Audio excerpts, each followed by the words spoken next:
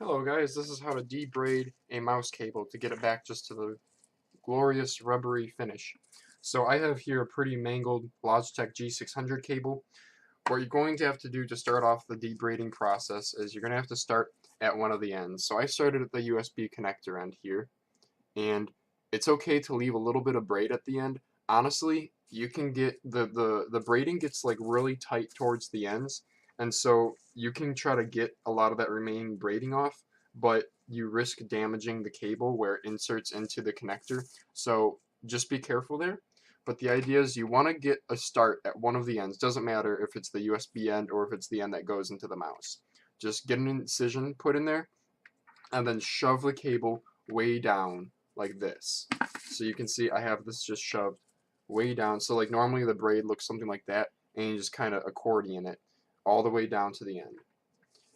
And what that allows you to do is then you're going to need a really sharp knife or some sort of scissors. Unfortunately, all my knives suck, so I'm going to be having to do the scissor method. But typically, if you have a really sharp knife, you can just take your knife, you can slide it between the housing, like the rubber housing that the cable is actually in, and then the woven fabric, and you can just kind of cut through that.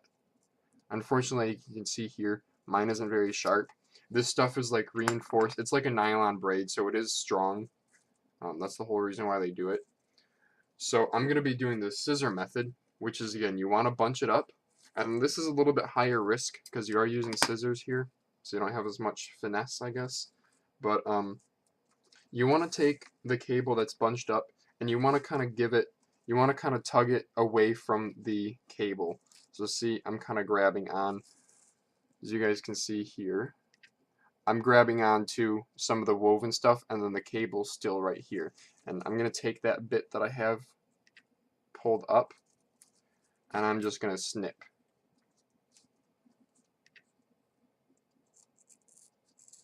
And I'm doing this over a garbage can because these fuzzies get all over the place. And now you guys can see what I just did, which is I cut, oh, if it'll focus.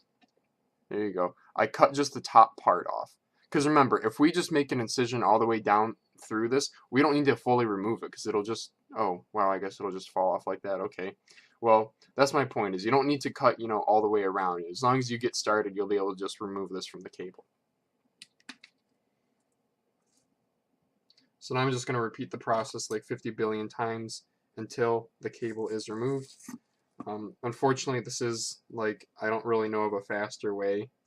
I mean, this is a YouTube video, so you guys are welcome to leave comments. If you know of a faster way, go ahead and leave it in the comments below.